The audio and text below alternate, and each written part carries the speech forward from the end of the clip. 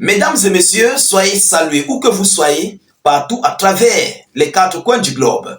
Alors, les forces de défense et de sécurité de M. Bachar al-Assad viennent de surprendre mais complètement le monde. Ah oui, c'est du jamais vu, c'est du jamais connu. Et à l'heure où je vous parle, tous les pays du monde, les ministères de défense de tous les pays du monde sont en train de réviser leur armée. Oui, parce que ce qui vient de se passer du côté de la Syrie, non, il vient de donner une leçon de vie à tous les dirigeants du monde entier. Mesdames et messieurs, ces images que vous voyez, ce sont des tenues militaires et des armes que les forces de défense et de sécurité de M. Bachar al-Assad ont déposées face à l'arrivée des rebelles. Ah oui, avant même que le pouvoir ne tombait, ils ont pris le temps de retirer tout, mais complètement tout. Ils ont abandonné en laissant sur le terrain les troupes russes, certaines troupes iraniennes et d'autres encore, avec même le Hezbollah et autres qui venaient en renfort. Malgré qu'on les attaquait, ils ont été obligés de replier par rapport au comportement des forces de défense de M. Bachar al-Assad. Je vous dis, c'est la toute première fois que moi, je vois un soldat, ou bien, pas un peut-être on peut comprendre, mais des soldats laisser tout de la sorte. Ça, ces images nous sortent des médias des Russes. Ah oui, ça nous provient des militaires russes qui étaient sur le terrain. Ceux-là qui sont restés sur le terrain pour attendre l'ennemi, pour attendre l'adversaire. Alors, mais le chiffre de ceux-là qui ont fui, qui ont coupé le camp, mesdames, mesdemoiselles et messieurs, ça va vous étonner. C'est un chiffre énormissime. Même si c'est moi, les Russes, même si c'est vous, à leur place, je crois que vous allez faire pareil. Oui, parce qu'il est inadmissible que nous sommes chez vous, nous venons pour vous soutenir avec tous les autres alliés, mais vous nous abandonnez avec votre pays et vous partez pour que qui doit mettre la paix à votre place. Mesdames et messieurs, laissez-moi en commentaire, laissez-moi vos analyses en commentaire. Vous pouvez laisser quelques mots. Est-ce que les Russes doivent venir se sacrifier sans les autochtones de ce pays en question? Je crois que ça serait non. Alors, quel est le chiffre des soldats qui sont partis? C'est ça le plus important. Mesdames et messieurs, partagez la vidéo dans tous les groupes possibles, sécurisez-la avec beaucoup de j'aime. Surtout, tâchez de vous abonner à notre chaîne YouTube. Cliquez sur le bouton s'abonner juste là en dessous. Et sur suivre, vous cliquez sur Facebook, sur suivre, cliquez sur suivre là en dessus et activez la cloche sur Facebook. Vous comprenez? C'est très important. Partagez la vidéo pour que tous ceux-là, tous nos frères qui veulent nous rejoindre doivent voir notre vidéo dans des groupes et partout parce qu'ils veulent nous rejoindre, mais ils ne savent pas comment faire. Donc, tâchez de partager au maximum. Mettez suffisamment de commentaires. Alors, qu'est-ce qu'ils disent? Selon les informations officielles venant d'abord de l'Associated Press du côté de l'Irak, qu'est-ce qu'ils nous disent? Plus de 4000 soldats de l'armée syrienne sont partis pour l'Irak après que l'opposition armée a pris le contrôle de Damas.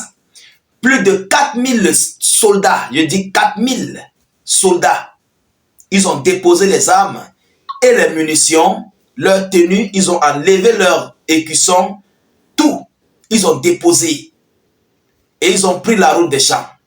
Alors, face à cette situation, j'ai même reçu l'information que les rebelles qui se sont installés au pouvoir, ils ont réquisitionné toutes ces armes. Et sur le champ, dans le même temps, le même jour, ils ont organisé une armée avec ces armes qui ont été déposées.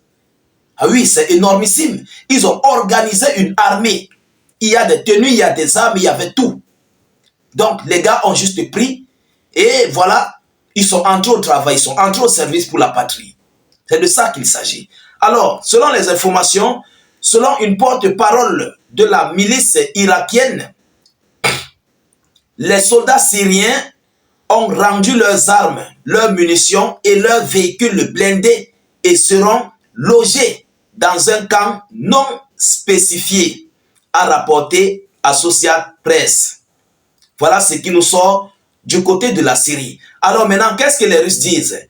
L'armée russe a montré des montagnes d'uniformes et d'armes, vous comprenez, et d'armes laissées après la fuite de l'armée syrienne.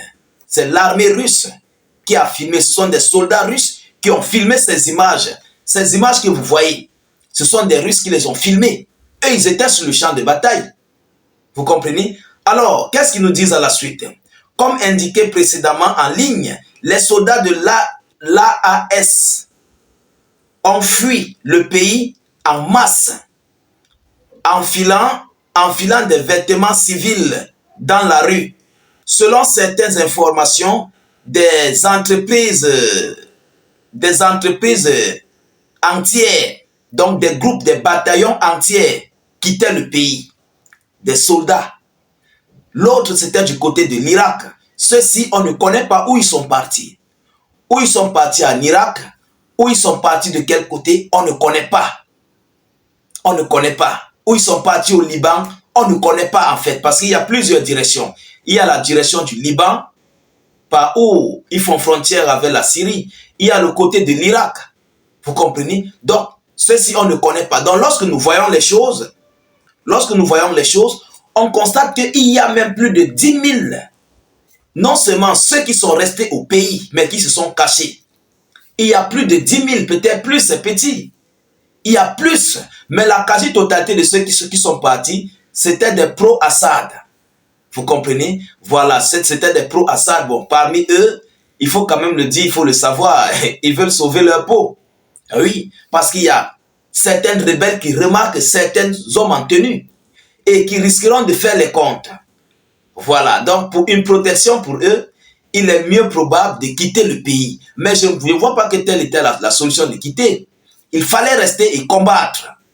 Ah oui, parce qu'ils n'étaient pas seuls. Ils avaient avec eux les Russes, les Irakiens, les Libanais, donc le Hezbollah libanais, ils avaient l'Iran. Vous comprenez? Et eux-mêmes étaient là. Eux-mêmes étaient là. Sans compter les groupes de mouvements rebelles créés par Assad. Parce qu'il y a certains groupes pro-Assad qui ne sont pas de la branche de l'armée syrienne. Eux aussi étaient là. Mais ils ont coupé le camp. Comment cela doivent faire? Mesdames et messieurs, c'est la toute première fois que je vois cela. Et par rapport à cet acte, je dis tous les pays du monde sont en train de réviser leur ministre de défense, ils révisent leurs généraux et tout ce qui s'ensuit. Parce que le régime de Bachar a surpris, ça a surpris le monde. Bachar al-Assad a surpris le monde avec son armée là. Ah oui, c'est une armée vraiment, je ne savais pas, hein. Donc même nous en Afrique, même nous sommes courageux. Ah oui, cela montre que nous sommes courageux. C'est vrai, sûrement, ils ont obéi aux ordres des différents généraux, ils ont obéi aux ordres des différents commandements de laisser la route ouverte pour qu'on doit faire tomber Bachar al-Assad. Peut-être ils ont reçu des enveloppes. Ah oui, peut-être ces hauts cadres, ces hauts placés ont reçu des enveloppes. Et c'est pourquoi ils ont demandé à leurs hommes peut-être de libérer. On ne sait pas ce qui s'est passé. Moi, je trouve que peut-être, sûrement, tel est le cas. Pour moi, selon mes analyses, selon mes décortiquages, tel doit être le cas en fait. Vous comprenez? Parce que par rapport à ça, vous ne pouvez pas me dire que dans tous les villages, villes, départements, arrondissements, provinces, régions, tout le monde, personne ne lance la contre-offensive. Comment cela est possible? Alors c'est depuis la branche, c'est depuis la racine, je voulais dire. C'est depuis la racine, donc depuis le ministère de la Défense. Même si ce n'est pas le ministre de la Défense, mais peut-être c'est après, on peut le dire, peut-être le chef d'état-major. Parce que je crois bien que le chef d'état-major est resté. Et oui, je crois bien qu'il est resté. Il a accepté de travailler avec le nouveau régime. On ne sait pas ce qui va se passer. Le ministre de l'Intérieur, je crois qu'il est resté. Hein. Il y a plusieurs membres qui sont restés. C'est ceux-là qui s'entendaient avec ces terreaux. Il faut le dire. Hein. Il faut le dire. Ils s'entendaient avec ces chefs rebelles. Et c'est pourquoi ils sont restés, parce qu'ils ne se souciaient de rien en fait. Donc voilà l'information que j'avais à vous relayer par rapport à ces preuves que la Russie a fournies. Parce qu'il y a beaucoup de gens qui se posent des questions, mais pourquoi la Russie n'a pas avancé? Pourquoi la Russie est resté calme. Voilà donc les preuves. C'est parce que les autochtones eux-mêmes ont fui que les Russes n'ont pas agi, que les Russes et ses alliés n'ont pas agi sur le champ de bataille. Voilà pourquoi aussi la Russie est restée sans ne rien faire. Vous comprenez? Voilà, partagez la vidéo dans tous les groupes pour que le monde entier puisse connaître et comprendre ce qui s'est réellement passé. Mettez suffisamment de j'aime, abonnez-vous à notre vidéoconférence et surtout au maximum. Ceux qui nous suivent sur YouTube, qui sont venus grâce aux suggestions, qui sont tombés par hasard sur nos vidéoconférences, cliquez sur le bouton s'abonner juste là en dessous et activez la cloche. Sur Facebook, pour rester dans notre page, vous cliquez sur suivre là en bleu et vous activez la cloche de notification. N'hésitez pas, s'il vous plaît, ceux qui sont sur Facebook pour nous rejoindre sur YouTube, allez-y sur le lien en commentaire, le tout premier commentaire, cliquez sur le lien là, ça va s'ouvrir automatiquement, ça va vous envoyer sur notre chaîne de YouTube. Et dès que vous êtes là, cliquez sur le bouton s'abonner et activez la cloche de notification pour ne plus rater nos prochaines émissions. Je vous reviens tout à l'heure pour une prochaine série d'actualités. Soyez encore salués une fois de plus. Ciao, ciao.